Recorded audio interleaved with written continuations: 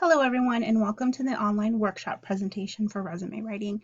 My name is Amanda Gopithio. I am a career advisor here at Mesa Community College, and today we are going to be talking about what a resume is and its purpose. We're also going to be looking at the formatting and appearance of the resume. We're also going to be breaking down the key components of a resume and providing more detail so that you yourself can create your own effective resume. So with that, we're going to get started. So, what is a resume? A resume is your very first impression to an employer. It's a document that has all your skills, your qualifications, your abilities, your experience, your education. It has it all listed there for them to see if you're a qualified candidate for a position that they've posted. It's an opportunity to capture an employer's attention so that you can see if you have the qualifications for the job that they've put on the many different job websites that they have, or even their company website. It's a way for them to get a quick glance at what you have and what you've put on there so that you can tailor that position to that job. So when you're looking at a resume and you're creating a resume, we want to make sure that you're showing them that you have the skills that they are asking for. So the purpose of a resume. The purpose of a resume, and what I usually hear a lot, is to get you that job. The purpose of a resume is to get you an interview. It's to put you in a position where you can sit down and talk with an employer so that you can not only show them what's written on your resume, it's a way for you to talk to them and say, this is what I have, but let me show you what more I have to offer to you. I also like to go over what a resume is not, and that would be an emotional biography. So we're not looking to see what you did in your past that's not relevant to that job. So we want to make sure that if you are putting stuff on there, that it has to be relevant to the position that you're applying for. So things like if you ever did sales in a club, is it relatable back to that job? If not, we don't want that to be in that. It's not an account of your life history. So I don't want to know what your favorite color is, what your hobbies are. We want to know more of the professional side of you. It's also not an application. That is usually separate from the resume. So you will probably be doing an application somehow online. Then you upload your resume and maybe even a cover letter. So know that your resume is this one single document that can be multiple pages that shows where your qualifications lie and what you're going to offer to this company or employer.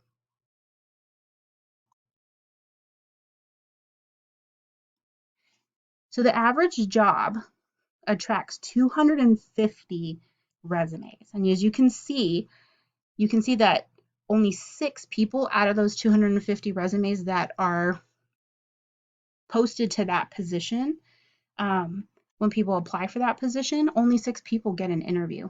And out of that, only one person gets that job, unless there's multiple openings. So there might be multiple people who get those jobs, but usually it's just one.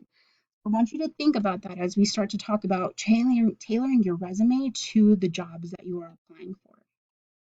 So I want to talk to you about when hiring managers are looking over your resume. I want you to know how much time they're actually spending reviewing them. 40% of employers actually spend less than 60 seconds reviewing, and 30% spend less than 30 seconds reviewing. So you want to make sure that you capture their attention from the very beginning.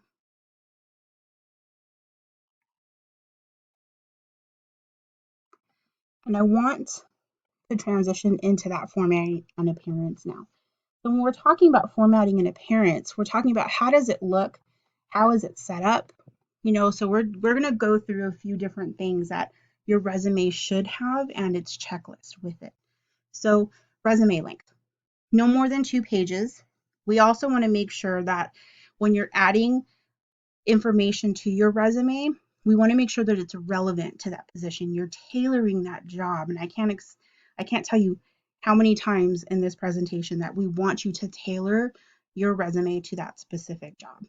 You're not going to have the same resume be used for a different job and another different job. You're going to tailor that resume so that it fits that specific job description. So you may end up with 4 or 5 different resumes when you're applying for other positions. Margins. Half an inch to an inch long. I usually go half an inch because it gives you more room to write. And I do it on top, bottom, left, right. So if you're wanting to increase what you can put on your resume, go half an inch. If you're okay with just the 1 inch margins, then that's fine as well. Text, anything that you're putting on there that you're writing out. So I want you to know that bullet point forms are so much more easier to read as opposed to a paragraph form. And it allows you to get straight to the point with action verbs to show them that these are the things that I do in my job, or these are my summary of qualifications, or these were my job duties or my volunteer duties that I was, performing while in this position. So we want to keep your text in bullet point form. We want to align it to the left of your page so it keeps it clean, it keeps everything straight, and as far left as you can go. That'll provide you more room to write just with the 0.5 margins as well.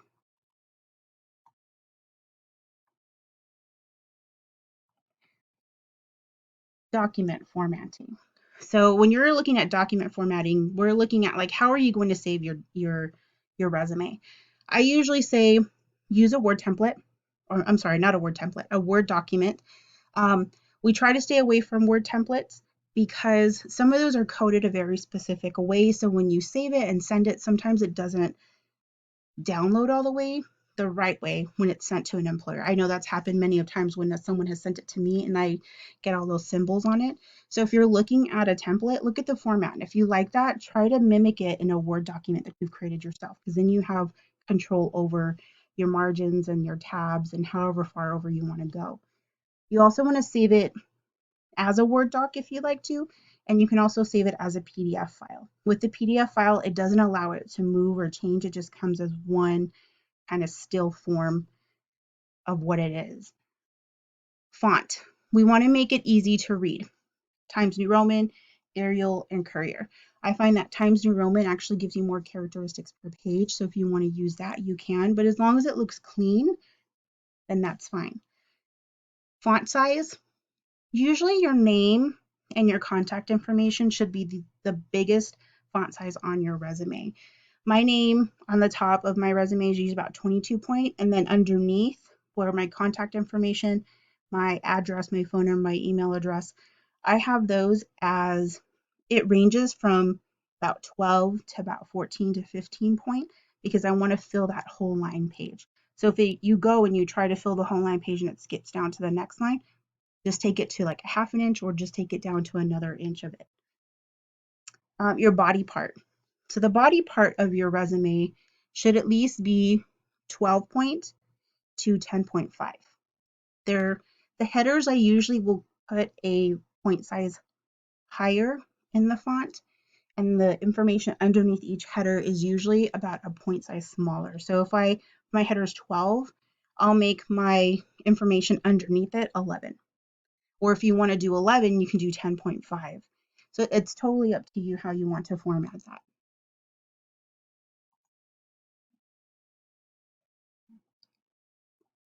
I also want to look at some reasons why resumes are rejected.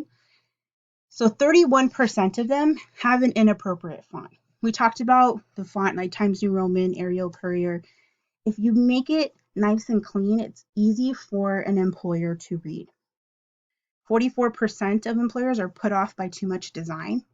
I like to keep it plain and simple, and you're going to see an example later on in the presentation of what it looks like. Now, if you're a graphic designer and your resume has to have some kind of personality with it, then yes, you want to make it geared towards that specific position. But if you're just applying for jobs that don't require that, try to make it as clean and concise as you can. You don't want it to be excessively long, so more than 2 pages usually is what they're talking about. As long as it's relevant 2 pages, then you're fine. But if you go further than that and you're just wanting to add information just to add it, that's when it becomes that excessively long resume. So let's talk about key components of a resume. You've got 6 different areas, and you don't have to use all 6, but the top 4 that we have, the name and contact information, summary of qualifications, education, and professional and volunteer experience are the ones that I commonly use on the resume. The leadership skills and awards and achievements can be used for students or anybody who's applying for a scholarship. They're looking to see what kind of skills you have in addition to your work experience and your education. So we want to be able to add that information on there. So if they're looking for that information, you can add that in. And if you need to add in another component, then add that in. Just make sure that it's relevant to the job or the scholarship that you're applying for.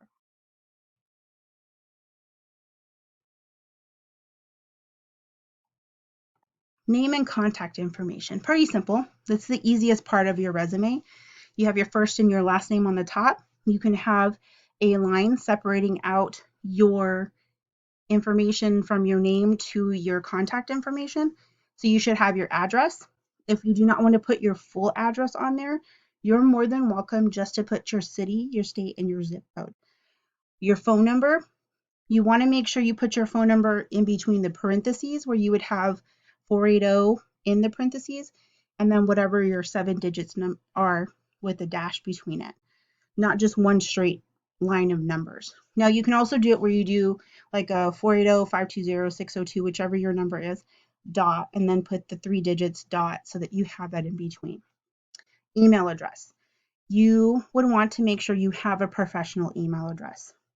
Those their employers are looking at email addresses to make sure that they have a form of contact with you. So if it's like pizza lover 24/7 365 at gmail.com and it doesn't match up to your name, they're looking at that to see if it is professional enough for you to come into the company. LinkedIn. You can put your LinkedIn URL on there if you like. You don't have to, it's something that's optional.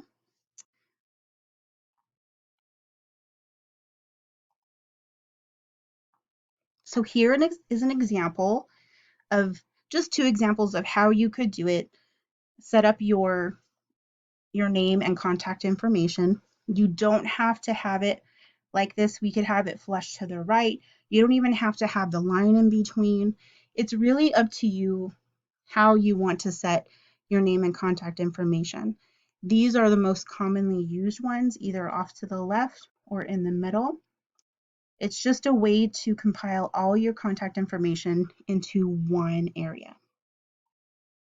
And you can see we've got a professional email address right here for her at gmail.com. If you do not have one, create one.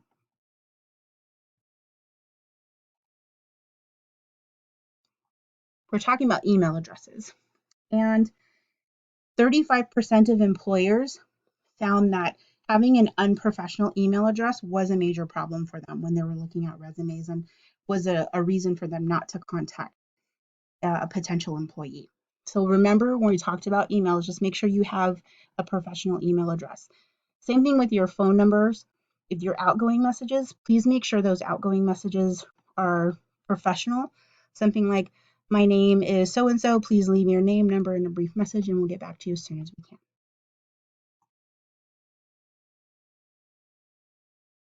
Summary of qualifications. Now, your summary of qualifications is an area where you get to tailor your specific qualifications and what the job is asking for. So if you have that qualification that the job is asking for, this is how you would want to do it. You'd want to do it on the top part, right underneath your name and header that you would have all your contact information. This summary of qualifications would then show if the job description is asking for somebody who has effective communication skills. You would add that in here. You want to be able to tailor your qualifications to that specific job. We want to make you stand out. We want an employer to see that you have that skill right from the beginning. Remember, it's 60 seconds, 30 seconds. They're looking over your resume. They want to be able just to see that. And we do it in bullet point form because you can use descriptive words to show what kind of qualifications you have, what skills you're trying to show them. Um, and like I said, the more you can tailor it, the better. So here's an example. Summary of qualifications. So reputation for excellence and high quality customer service. You can go down and say excellent written and interpersonal oral communication skills. You can also say if you have skills using computer software, knowledge of computer docs, sheets and slides, proficient in Microsoft Office, Word, PowerPoint, Excel, and Access. If you know software, you can add software onto there. If you know, if you speak a different language, that's another qualification you can add on there. And you can see I've got a link right here, www.mesacc.edu/career/forms. On that page, underneath career services, handouts, and worksheets, there is a handout for creating an effective resume. And on the second page, on the back, they have a list of summary of qualifications that you can use to create a qualification for yourself, for a job. You can deconstruct them and take them apart. You can just make them sound like you. You can also pull up the resume worksheet if you have not created a resume before. It just allows you to create that format as you go through.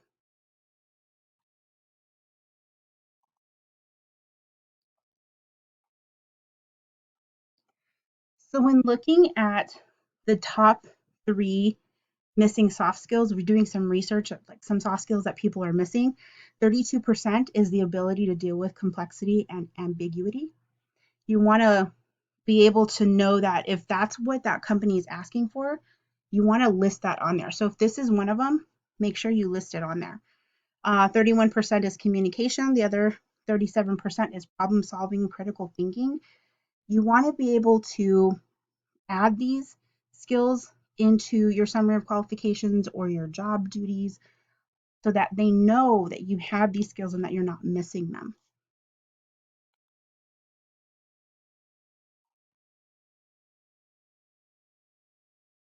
When we did more research on just soft skills in general and what employers found important, 62% of them said that they're looking for people who have soft skills. They want to be able to say, yes, they have this communication ability and I'm not having to foster them in that area because they already know how to do that. So 62% are looking for soft skills. You have 93% who consider soft skills an essential reason for hiring. They hire people because they have the ability to speak another language or they know computer software or they're able to time manage themselves or they're an effective leader. They want to be able to hire you for skills that you already have. So if you're going to list them, that's where we would want you to put them in that summary and qualifications. 80% find that it's increasingly important to their company success. You know, they're finding people that have these skills already. So these transferable skills or soft skills, you'll hear either one of those. That's what they're looking for.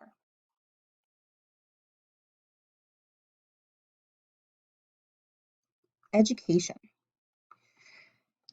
Education can consist of 2-year degrees, it can consist of diplomas, it can consist of bachelor's, master's degrees, it could be certificates, it could be academic certificates. It's anything that you've received that you would want to put on your resume that's relevant to that job. So when we're looking at education here, we've got 3 different examples. You've got your high school diploma, you've got your associate in arts degree, and it could be an associate of science, it could be an associate of business. If you're getting a degree within the Maricopa Community College District, there are tons of degrees and certificates and academic certificates. So the more specific that you can be, the better. So say like it is an associate of arts and the emphasis is in whatever you're majoring in, so like communications. Where are you transferring to? This is optional. You don't necessarily have to put that on there. You can put your GPA if you're part of an honor society, or if you're part of Phi Theta Kappa, you can add when you became a member, and to present. If you were a scholarship recipient, you're more than welcome to put that underneath there as well. Bachelor's degree, whatever you have in that, it could be a Bachelor of Science in Chemical Engineering if you want to go a little further out as to what your degree specifically is. Where are you going to? If you have not graduated yet, but you're still wanting to let them know that you have an expected graduation date. Or you can even put it just like when you started school. So say like Bachelor of Science, you started August 2020, and you can put to present, just to show that you're still continuously gaining that education while you're out. One thing that I would recommend is that if you do not have any education, you're still working on your Associate of Arts degree, put your high school diploma on there. When companies are asking for education and they list a high school diploma, and say like you want to just put your Associate of Arts, but it's still in progress, they may not think that you have a high school diploma completed. Put that on there just to show that it is completed. And you just need the month and the year. You don't need to put the specific date. We also are looking for city and states for where your high schools are located at. So if you want to add just additional information, you can do that as well. But say like you complete your Associate of Arts degree, you can take the high school diploma off, and your associates should stand as your highest education that you've obtained. So that trumps the high school diploma. So just so you know, you can always add stuff and you can take it off as you gain your education throughout your academic career. Here's an example of a few different types of education. So Bachelor of Science, Kinesiology, Arizona State University, downtown campus, Phoenix, Arizona, August 2020 to present. Another one's an Associate in Applied Science in Nursing, Mesa Community College, Mesa, Arizona, expected graduation, May 2020. Associate of Science, Mesa Community College, Mesa, Arizona, May 2019, so it's completed already. Emphasis in kinesiology, transferring to Arizona State University. It could be anywhere else. It doesn't have to be an in-state university that you're listing. This person was a Phi Theta Kappa Honor Society member from August 2017 to present. You can also just put your high school diploma. Mesa High School, Mesa, Arizona, May 2017. Here's another example of a different type of education. So if you have a license in any area or certification, you can have a licensure and certifications heading instead of just education. You can add it to your education if you wanted to. It would say education, licensure, and certifications, or you could separate it out. This would be for people who have certain certifications or licensures that they need to present. So someone who might have an RN, they have an RN number that they need to physically display on their resume to show that it is completed, and that maybe a hospital might want to look it up to see where it was received. You also can put things like basic life support. If you have first aid or advanced cardiac life support, you can put that stuff on there. Fingerprint clearance card. If you wanted to add that on there, you could as well. These are certifications that are important. So if you have any of these and they're relevant to the job you're applying for, this is a place and how you can list it on your resume for your education.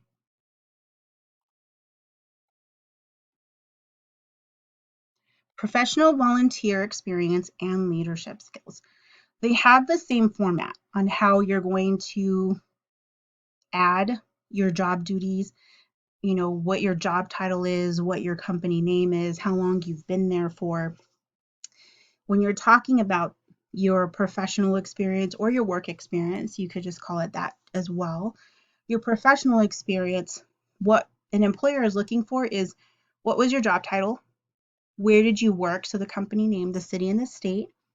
They're also looking for the amount of time that you were working there, not just years, because I've had resumes where they just have like a 2010 to 2014. They're looking for a month and a year. And I would recommend you put a month and a year, because sometimes that can be the difference between you getting a higher pay scale, because then they'll look at your experience and say, well, they've been experienced in this area of management for 4 years, and that's enough for us to bump him up, like $1 more or $2 more. So we want to be able to show that employer that you have that skill in that area, and that's where it comes from, your job duties. So showing them your amount of time by month and year is really important. It's a place for you to list part-time, full-time, internship experience, um, anything where you've got some leadership experience, maybe class projects, anything that you feel that was important for that employer to know. So that professional experience kind of encompasses a lot of things. You want to explain what your key jobs, your key job duties and your responsibilities were while in this position or are still in this position with. You want to be able to quantify things with numbers, dollar amounts, percentages, anything that shows that you have a quantifiable number that goes along with what you were doing. And you also want to be able to showcase your skills so that they can see what you're doing in your current jobs or in your previous jobs. So if you're going to give a job description, be as detailed as you can.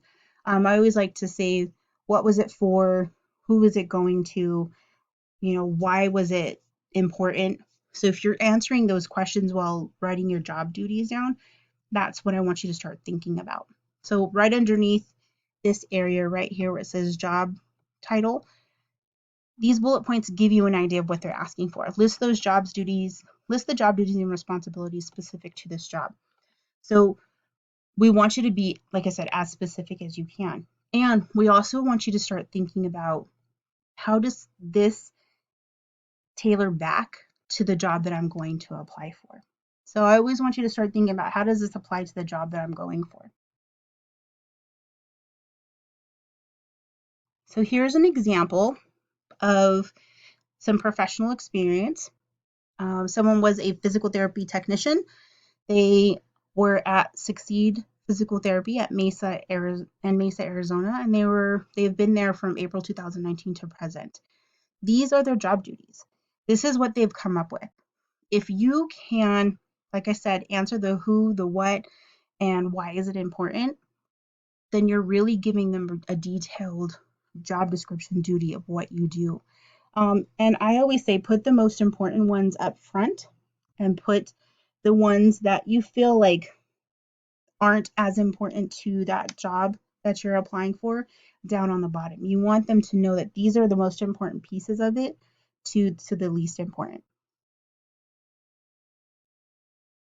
We also use a website called ownitonline.org, and this is a way for you to gain some information on specific jobs. So when you go to that website, up on the right hand corner, there's a little box that says search. You can search any position in there, and then on a whole page will pop up that says all these jobs that are related to that specific job that you put in there. And you can click on them. And if you go to that area, it'll show tasks. There's a plus and minus sign. You click on it, and it'll give you job tasks that go with those specific professions. And you can cut and paste, put them on there. You're more than welcome to use them to add into your job descriptions. It's not plagiarism. What you're doing is you're just putting job details in there for what you do. I just ask that you are able to speak to them. So if an employer asks you about this, you want it to be something that you honestly do in your job or have done. Here's an example of volunteer work. You can see someone was a backstage volunteer. They designed and built scale models of set designs. They attended rehearsals and production meetings to obtain and share information related to sets. So the volunteer work, it's just as important as professional experience, because if that's all that you have, that's great. You're putting yourself in a position where you may not get paid to do the jobs that you're doing in the volunteer world. And I want people to know that this is what you're doing as part of that. It's like I said, it's just as important as professional experience or work experience. Here's an example of leadership skills. You can put you're a club member for a pre-med club, whatever club you're a part of, and maybe write down, so instead of job duties, what are you doing as part of that club member? Are you volunteering? Are you interacting with students and community members? Are you part of Phi Theta Kappa? If you are you an honor society member? Do you hold a position in PTK? If you do, what are those positions? You can actually put that here as part of your leadership skills. And what are your job duties as that leader?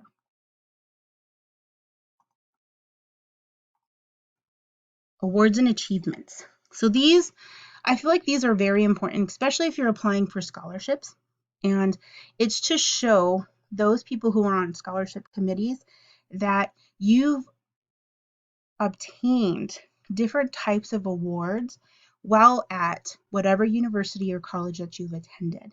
This is to show them that you are actively involved in school-based activities, that you're holistically getting involved with school, with programs, with seminars, with your clubs, and you're being awarded and honored in these different ways.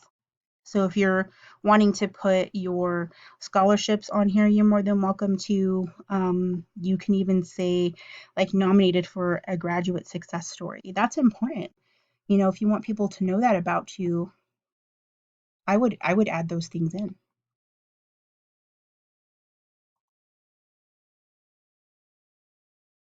So this is an example of a resume. You can see it has all the key components. You've got your name, it's got an address, phone number, and an email address, and you can see it fits the whole top of it. So that's why I say if you wanted to go however big it needs to in font size to make sure that it fills that whole top line, you can.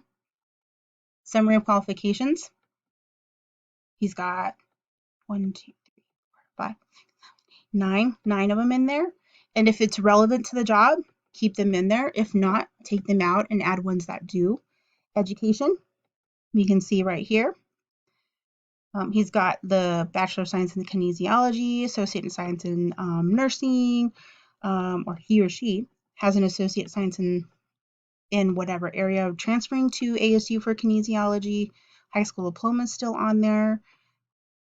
You have professional experience. You've got the job title, the location of employment, city, state, and how long they've been there with a substantial amount of job descriptions, volunteer work, leadership, and awards and achievement. So when you see it all together, you can see it's no more than 2 pages.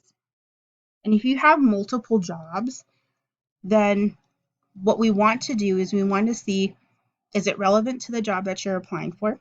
If it is, how are we going to showcase some of the skills that fall underneath that?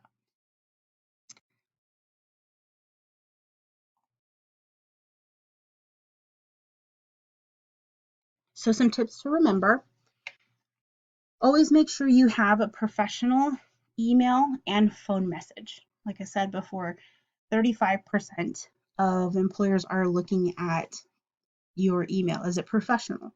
Phone messages are very important as well.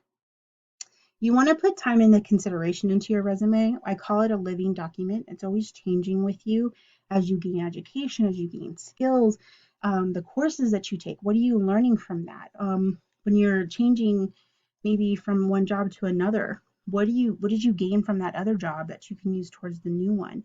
So always put some time into it. It's always fluid. It's always changing. So know that you have to make sure that you are looking at it. I usually look at it, once every 6 months to make sure that I'm updating it with some of the new skills that I've gained in my position. You also want to make sure that you are tailoring your resume and you're making it relevant to that position you're applying for, so that your potential employer can see that you have the skills needed for the job that they posted. You also want to be honest about your work experience, because at any point they could ask you, I need you to do a skills test for me. And if you put Microsoft Word, Excel, PowerPoint, and Access, and they say, I need you to create me a database and Access, and you don't know how to use that, but you put it on your resume, at that point, they know that you don't have that skill, and what else on your resume is not truthful. So they want to make sure that you want to make sure that you are honest about your work experience. If you need to leave something off, leave it off. Just some other resume information and statistics for you. When doing some research, we looked at some information about like why resumes weren't or people weren't getting pulled for interviews on their resumes. 75% of the employer said that the potential employee was dishonest about their work experience or their skills. So, like we said in those tips, make sure you are being honest about your work experience. And 72% of them were not using the correct grammar and they had typos in their resumes. So if you're adding like effective communication skills, strong written and oral communication skills to your summary of qualifications and you have typos in there, they're going to notice that. They're going to pick that up. So just some additional information for you to know.